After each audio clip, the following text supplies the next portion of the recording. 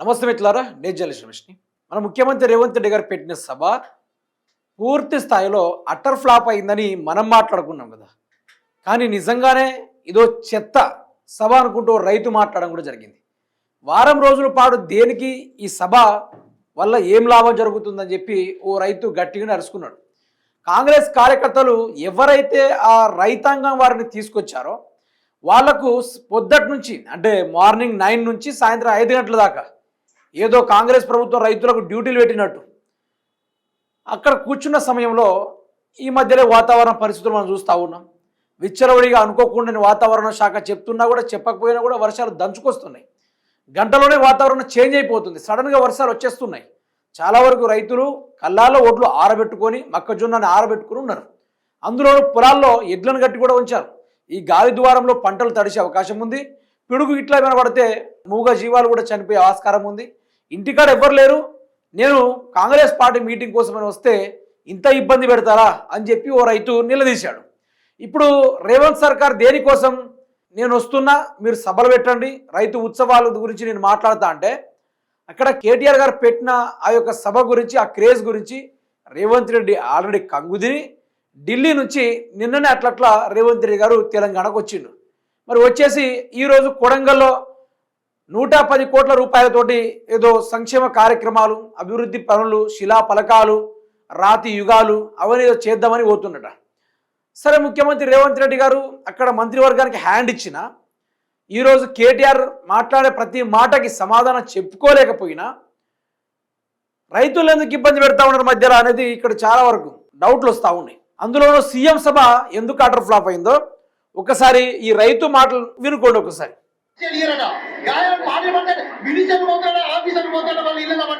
రైతులకు మరీ ఉంటుంది, దుడ్డి ఉంటుంది, మొక్కజొన్న ఉన్నాయి, కళ్ళలో ఉంటుంది. ప్రతి డ్రైవర్ని లైసెన్స్ కాలశైలి పెట్టుకున్నారట. 5 గంటలనే ఇయ్యారట. ఇదెంత గవర్నమెంట్ అండి? ఇదే మీటింగ్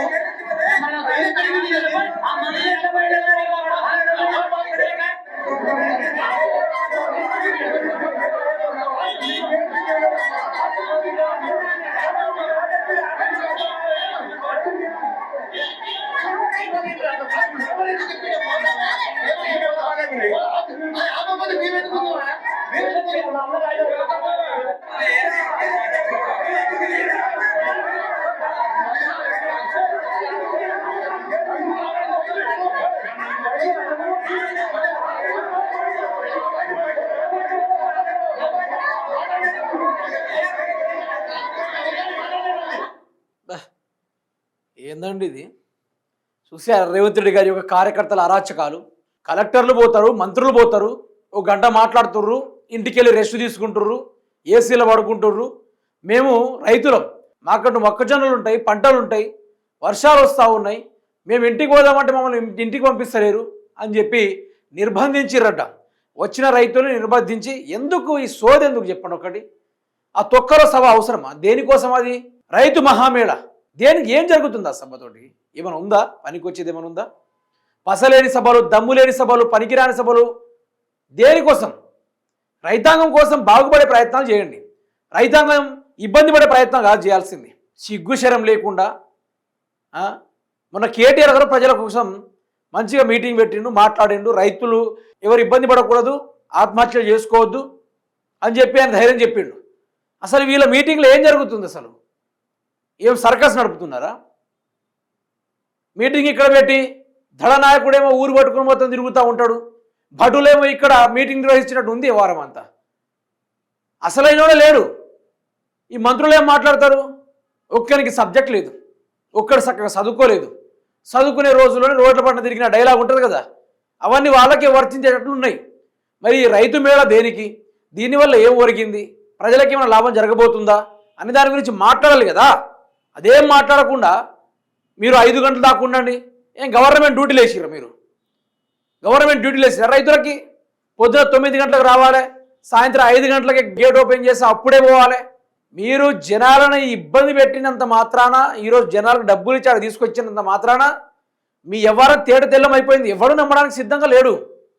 మీ వ్యవహారాలు, మీ కార్యక్రమాలు గియా అండి చేయాల్సింది. ఎన్నున్నాయి చేయడానికి. ఎన్నో ఉన్నాయి కార్యక్రమాలు. 6 గ్యారెంటీలు చేయడం చేతన కావడం లేదా ప్రభుత్వానికి? సిగ్గుశరం కొంచెమే లేదా మంత్రులకు కూడా? ఈరోజు ఒక గ్యారెంటీల గురించి మర్చిపోయి ఈ సోది ఎందుకు? దేనికోసం ఈ సోది? ఈ మోతవారి వ్యవహారాలు దేనికోసం? ఏమైనా పనికొచ్చేది ఉందా రైతాంగానికి? ఆ కళ్ళల్లో పోతే ఏమైంది?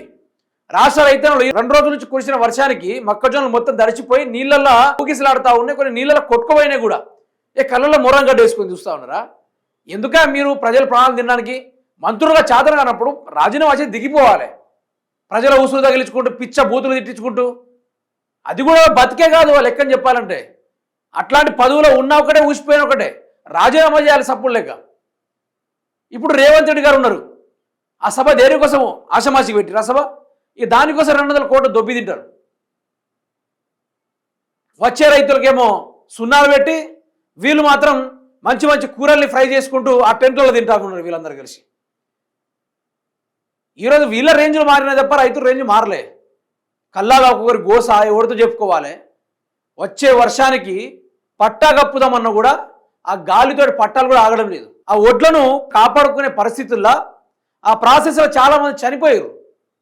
పిడుగుపాటుతోటి, గాలి దువారంతో, ఉడగండ్ల వానతోటి అందరూ చనిపోతూ ఉన్నారు. కానీ ప్రభుత్వానికి మాత్రం ఇంత సోయలేని దున్నపోతంటారు కదా, దున్నపోతగానే అధ్వానం వీళ్ళందరూ కలిసి. వాళ్ళ బాధ ఈరోజు ఒక్కడంటే ఒక్కడు పట్టించుకుంటూ మేము మార్పు చేస్తాం, లొట్టపీసి చేస్తాం, మా అంత గడ్డి మీకెట్ కూడా లేడనుకుంటూ వచ్చారు కదా అధికారంలో. మళ్ళీ వచ్చిన తర్వాత ఏం చేయాలా? ప్రజల దగ్గరికి వెళ్ళాలి, వాళ్ళ గోసలేదో తెలుసుకోవాలి. కలెక్టర్లు ఎడిపోయారు, అధికారులు ఎడిపోయారు, వీళ్ళందరూ కలిసి పోవాలి కదా కళ్ళాలా.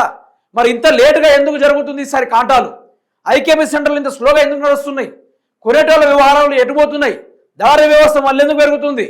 ఎవరు నాయకుంటే వానికే కథం. ఆ రోజు వరకు వానికి 500 ఎకరాల ఒడ్లున్నా కూడా ఒక్కడికి వాని గురించి పెట్టడానికి సిద్ధంగా ఉంది ఈరోజు ప్రభుత్వం. మార్కెట్లా ఏందనుకుంటుర్రు? ఒక్కడైనా, ఒక్క మంత్రి అయినా, ఓ ఎమ్మెల్యే అయినా ఒక్కడే చెప్తున్నా, కాంగ్రెస్ పార్టీ వాళ్ళు ఇప్పటికిప్పుడు ఎన్నికలు పెట్టినా కూడా మిమ్మల్ని గేట్ వాచ్మెన్ కూడా ఉంచరు. గేట్ వాచ్మెన్లు కూడా మిమ్మల్ని ఉంచరు. ఎందుకంటే మీ యొక్క మొహాలకు, మీరు చేసే కార్యక్రమాలకు ఒక్కడు బయటికి రావడం లేదు తెలుసా? ఒక్కడంటే ఒక్కడు చనిపోతుంటే బయటికి రావడం లేదు, రైతులు ఏడుస్తుంటే బయటికి రావడం లేదు, రైతులు ఇబ్బంది పడుతుంటే బయటికి రావడం లేదు, అరి గోస పడుతున్నా కూడా బయటికి రావడం లేదు. ఇంత ఇబ్బంది జరుగుతూ ఉంటే ఆ కూడ ఎట్లా తింటున్నారు? అసలు కుతికే ఎట్లా పడుతుంది? ఈరోజు 5 వేళ్ళు మీరు దగ్గర చేసిన ముద్ద మింగుతున్నంటే రైతు గుర్తు రావాలి కదా. ఇది మీరేదో పీకుతారని చెప్పి ఈరోజు వాళ్ళందరూ కలిసి మీకు ఓట్లేశారు. మరి ఓట్లేసిన పాపానికి మీరేం చేయాలండి? మీరు చాలా చక్కగా పరిపాలించాలి కదా. మేం మంత్రులం, వీళ్ళు ఎట్లా తెలుసా మిత్రులారా? నేను ఒక సాఫ్సే చెప్తున్నా, సభలెక్కితే సింహాలు వీళ్ళందరూ కలిసి. సభలెక్కితే సింహాలు, సభ దిగగానే జంగ పిల్లికన్నా అద్మానం వీళ్ళు. జంగ పిల్లులు ఉంటాయి చూసిర్రా, దానికన్నా అద్మానం ఊర పిల్లుల కన్నా అద్మానం వీళ్ళందరూ కలిసి. ఒక్కరికి ఇసుకర్రవంత ధైర్యం లేదు, ఒక్కరికి ప్రజాసేవ చేయాలన్న మనస్తత్వం లేదు. వీళ్ళందరూ కలిసి ప్రజల దగ్గరట మళ్ళీ ఇంకో 10 ఏళ్ళు వస్తారట. సమాధి కట్టుకుంటున్నారు మీ రాజకీయ భవిష్యత్తులను. మీరు సమాధి కట్టుకుంటున్నారు. ఎంత ఘోరం అంటే ఈ తెలంగాణ వ్యవస్థల ఇప్పటిదాకా రైతాంగానికి మంచి జరిగిన విషయం లేదబ్బా. ఎన్ని సంస్థలు ఉన్నాయి, ఎన్ని ప్రజలు ఉన్నారు, ఎన్ని వర్గాల వారికి చెందిన ఉన్నారు. వాళ్ళ కోసం ఏదైనా తీసుకుంటారా నిర్ణయం? లేకుంటే మీ మీటింగులు, మీ రైతుల్ని అప్పుడు ఇదేనా మీరు చేయాల్సింది? ఇక రేవంత్ రెడ్డి మాట ఎత్తొద్దు. ఆయన ముఖ్యమంత్రిగా నా దృష్టి నుంచి ఎప్పుడో తప్పుపోయాడు ముఖ్యమంత్రిగా. రేవంత్ రెడ్డి అనేటువంటి ముఖ్యమంత్రే కాదు. ఆయన ఏనాడైతే ప్రజాస్వామ్యం, అడ్మినిస్ట్రేషన్, తెలంగాణ రాష్ట్ర ఆర్థిక వ్యవస్థ వీటి గురించి మర్చిపోయి ఏనాడైతే సభ మీద ఎక్కి ప్రతిపక్ష నాయకుడిని తిట్టుకుంటూ నాది అదే పని అనుకుంటూ ఏదైతే ఎజెండా పెట్టుకున్నాడో ఆ రోజు నుంచి ఆయన ముఖ్యమంత్రిగా ఈరోజు తెలంగాణ రాష్ట్ర ప్రజల దృష్టి నుంచి తప్పిపోయినదని. ప్రజలు ఓటేసిర్రు మంచి చేస్తారని. రాబోయే రోజుల్లో 6 గ్యారెంటీలు ఇస్తాం, మీకు అన్ని ఇస్తాం, 1 సంవత్సరంలో మొత్తం నేను ప్రజల్ని మార్చేస్తా, మా చేత ప్రజలు మోసపోవడానికి చూస్తూ ఉంటాను అనుకుంటే ఆఖరికి మీ చెప్పులు కూడా మీతో నడవే. గుర్తుపెట్టుకోండి, మీరు వేసుకున్న చెప్పులు కూడా మీతో నడవే. ఆఖరి రోజున ప్రజలు ప్రతిదీ గుండె రాసుకుంటున్నారు, బుక్కులలో కాదు, వాట్సాప్ స్టేటస్లో కాదు, మనసులో రాసుకుంటున్నారు. కాంగ్రెస్ పార్టీని ఎట్లా తొక్కాలో, ఎట్లా పండబెట్టాలో. మొదలు మీ చెప్పుల మీద మీరు అధికారం చేసుకొని రాబోయే రోజుల్లో ఏ ఒక్కరికి కూడా పదవి ఉండదు. ఏ ఒక్కరికి కూడా ఎవరెవరైతే ఈ మధ్యల కాలంలో బాగా ఎక్కువ చేస్తూ ఉన్నారో, ఎవరైతే బాగా ఎగురుతూ ఉన్నారో, ఎవరైతే ప్రజల్ని ఇబ్బంది పెడతా ఉన్నారో వాళ్ళు ఎవ్వరు ఉండే ఛాన్సే లేదు, ఎవరు కూడా ఉండే ఛాన్సే లేదు. ఇదా ప్రజాస్వామ్యం అంటే? By the people for the people ఎక్కడ పోయింది? డెమోక్రసీ ఎటు పోయింది? ఎవరి కోసం ఎన్నుకోబడినరు? దేనికోసం ఎన్నుకోబడినరు? మీ జేబులు నింపుకోవడానికా? మీకు రాష్ట్ర ప్రజలందరూ కలిసి మీకు నేను ఒక్కడే సవాల్ చేస్తున్నా, ఈ మంత్రివర్గాన్ని కానీ ఎమ్మెల్యేలకు కానీ అధికారులకు కానీ ముఖ్యమంత్రికి కానీ, మీకు నిజంగానే దమ్ముంటే, స్వచ్ఛమైన తెలంగాణ భాషలో చెప్పాలంటే జిగర్ల దమ్ముంటే, మీరు నిజమైన మనుషులే అయితే, మీరు తెలంగాణ గడ్డ మీద పుట్టిన బిడ్డలే అయితే బాధ్యతగా ఈరోజు ఊర్లకు పోండి. దమ్ముంటే ఒక్కసారి ఊర్లకు పోండి. ఎవరికైనా ఉందా అంత ధైర్యం ఉంది? ఎవరికైనా ఒక్కసారి పోండి అంతే. మీకు ఏం జరుగుతుందో మీరే చూడండి. ఆ సన్మానాలు మీరు జిందగీలో మర్చిపోలేరు. అంత మంచి మంచి సన్మానాలు విలువైన కాస్ట్లీ వాటితోనే చేస్తారు. మళ్ళీ తెలంగాణ ఊరోళ్ళు అంటే ఆషమాషగా ఉండదు, తెలంగాణ గడ్డ మీద ఉన్న ఆషమాషగా ఉండరు. 2.5 సంవత్సరాలు వాళ్ళు ఓపిక చూసిర్రు కదా. ఇక నుంచి చూడండి మీ కథ ఎట్లుంటుందో, మీ ఆట ఎట్లుంటుందో ఇక నుంచి చూడండి. దెబ్బ మీద దెబ్బ, దెబ్బ మీద దెబ్బ, లబోదిబ్బ మొత్తుకుంటూ భగవంతుడా నాకు కొంచెం ప్రాణభిక్షను ప్రసాదించు అని చెప్పి ఉరుకుతారు ఒక్కొక్కరు ఊర్ల నుంచి. ఇదేనా పర్సనల్గానో లేకుంటే చెప్తలేను. ఈరోజు రైతులు వాళ్ళ బాధలు చూస్తూ ఉంటే, ఈరోజు ప్రజల నాడి మనం పట్టుకున్నాం కాబట్టి చెప్తా ఉన్నాం. ఒక్కొక్కళ్ళు మక్క కొనుగోలు విషయంలో రాత్రి 12 గంటల నుంచి 1 గంట దాకా లైన్లు కడుతున్నారట తమ్ము పెట్టడానికి. ఏంది సిస్టము? వీళ్ళు లటక్కున. నేను కూడా ఎవరైతే వీడియో చూస్తున్నారో వాళ్ళకు కూడా చెప్తా ఉన్నా, మీరు కూడా ఇష్టం వచ్చినట్టు మా నాయకుడు గిప్ప గిప్ప గుద్దకండి పోయి మీరు కూడా ఆగండి. ఈరోజు ఎలక్షన్ అయితే మీరు ఎల్లుండేస్తామని చెప్పండి. ఈరోజు అధికారులు ఎట్లా వ్యవహరిస్తూ ఉన్నారో అట్లనే చేయండి. బొంగులేదు పోతే ఏమవుతుంది? ఒక 5 ఏళ్ళు ప్రభుత్వం లేకుండా ఉంటుంది. సచ్చుకుంటే మళ్ళీ మీ కాళ్ళ దగ్గరికి వస్తారు. అప్పుడు తొక్కండి వాళ్ళని పట్టుకొని. ముందు ఓట్లేసి మా నాయకుడిని భుజాల మీద ఎక్కించుకొని ఈరోజు నానా రకాల డ్రామాలు ఆడుతూ ఉంటే ఏం లాభం అంటున్నా? ఈ వర్షన్ అనేది చాలా వరకు మారాలి. ఈ కథే మారాలి, ఈ దందే మారాలి, ఈ వ్యవహారమే మారాలి.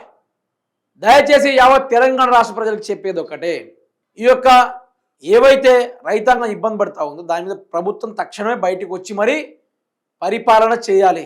ఎప్పుడు చూసినా రేవంత్ రెడ్డి 500 కోట్లతోటి కొడంగల్ అభివృద్ధి, 1000 కోట్లతోటి కొడంగల్ అభివృద్ధి, ఆడబోయి చూస్తేనే బొంగు ఏది కూడా లేదు, ఏది లేదు. అదే బీఆర్ఎస్ పార్టీ పట్నం నరేందర్ రెడ్డి గారి యొక్క హయాంలో వేసిన రోడ్లు ఉన్నాయి తప్ప అక్కడ ఏది కూడా లేదు. మొన్నటికి మన లగచెర్ల ఊరి పక్కన ఒక ఊరు ఉంది, అక్కడ రేవంత్ రెడ్డి రోడ్ వేయించిండట. బీటీ రోడ్లు వేయిస్తే అక్కడ ప్రజలు పీకుతా ఉన్న రోడ్ని, నాణ్యమైన రోడ్డు, చాలా కాస్ట్లీ రోడ్డు అని చెప్పేసి తీసేస్తూ ఉన్నారు. చీ ప్రభుత్వాన్ని ప్రజలు ఘోరంగా తిట్టుకుంటారు, ఘోరంగా అరుచుకుంటారు. ఇదొకటి మీరు గమనించాలా. దయచేసి ప్రజలు ఇంకా చైతన్యవంతం కావాలా. ఈ కాంగ్రెస్ పార్టీని అడుగడుగున తొక్కే రోజులు కూడా దగ్గరలోకి వచ్చినాయి. వీళ్ళు చేసిన వ్యవహారాలను కూడా ప్రతి ఒక్కటి ప్రజల్ని ఇబ్బంది పెట్టేటట్టుగా, ప్రజలు చంపుకునేటట్టుగా ఉంది. దయచేసి తెలంగాణ రాష్ట్రం మొత్తం తిరగబడాల్సిన అవసరం కూడా ఉంది. ఈరోజు కష్టపడి ఒడ్లు పండిస్తే అప్పో సొప్పో తీసుకొచ్చి ఒడ్లు పండించడే మహాప్రభు అంటే దాని కొనుడు ఇంకో ఎత్తు, దాని ఆరబెట్టుడు ఇంకో ఎత్తు. ఈ వ్యవస్థ మారాలి. గతంలో కేసీఆర్ ఏం చేసిండబ్బా? ఆయన రైతులు ఇబ్బంది పడొద్దని కాళేశ్వరం నీళ్ళు తీసుకొచ్చిండు, కరెంటు తీసుకొచ్చిండు, ఆయన బ్రహ్మాండంగా డ్యాములు కట్టిండు, చెరువులు నింపుండు, భూగర్భ జలాల బోర్లలో నీళ్ళు ఒక్కంటే భూగర్భ జలాలు పెంచిండు. బోరు కూడా రోజంతా కొడితే 1 గంట కూడా పోయాను బోరు కూడా పుష్కలంగా బోర్లు పోస్తూ ఉన్నాయి. అన్నీ చేసిన కేసీఆర్ పంటలు పండించేటట్టు రైతు బంధు వేసిండు. వేసిన తర్వాత యూరియా సకాలంలో దొరికేలా చేసిండు. పంటలు కోయగానే ప్రతి ఊర్లలో ఎన్ని గ్రామ పంచాయతీలు అన్ని గ్రామ పంచాయతీ ఐకేపీ సెంటర్లు పెట్టిండు. ఎవడన్నా ఉన్నాడా భారతదేశంలో? అట్లాంటి మొగోడిని ఎక్కడ చూసిర్రా మీరు? భారతదేశంలోనే ఎవరైనా ఐకేపీ సెంటర్లు ఇట్లా ఊర్లకి 12,764 గ్రామ పంచాయతీ ఏర్పాటు చేసి 12,764 వరకు ఐకేపీ సెంటర్లు పెట్టిండు కేసీఆర్. చివరి వరకు చివరి వరకు వడ్లను కేంద్రం కొనని చెప్పినా కూడా, ఇతర మిల్లర్లు కొనని చెప్పినా కూడా ప్రభుత్వం ఇన్ఫ్లుయెన్స్ తీసుకొని మరి ఆ వడ్లను కొనుక్కలు చేసిండు. తడిచిన వడ్లకు పంట పరిహార నష్టం ఇచ్చిండు. అట్లా చేసిండు కేసీఆర్. మరి మీకేమైంది? ఇట్లా రైతుల్ని లోపల ఉంచేసి చంపుకుంటారా? ఎట్లాంటి కథలు పడుతున్నారంటే ఈ మామూలు కథలు పడతలేదు. ఇక రైతులు కూడా తయారయ్యారు, రాష్ట్ర ప్రజలు కూడా తయారయ్యారు. అందుకనే ఇప్పుడు జెడ్పీటీసీ ఎంపీటీసీ ఎన్నికలు పెడతలేడు. మొన్న జరిగిన దెబ్బ, సర్పంచ్ ఎన్నికల్లో జరిగిన దెబ్బ తర్వాత జిహెచ్ఎంసీ ఎన్నికల్లో పడ్డ దెబ్బ ఇప్పుడు లబోదిబం అనుకుంటారు, మొత్తుకుంటారు. ఈరోజు ఇంకొకసారి ఎన్నికలు పెట్టాలంటే అయిపోయింది, ప్రభుత్వం పని అయిపోయింది, తేట తెల్లం అయిపోయింది. ఇక రాబోయేది కూడా రైతు రాజ్యమే అన్నట్టుగా చాలా వరకు రైతులు కూడా మాట్లాడుతూ ఉన్నారు. ఇట్లాంటి ప్రభుత్వం ఉండి దండగా ఈ బద్మాష్ ప్రభుత్వం మాకు వద్దు అనుకొని చెప్పి ఎగేసి తెగేసి చెప్తా ఉన్నారు.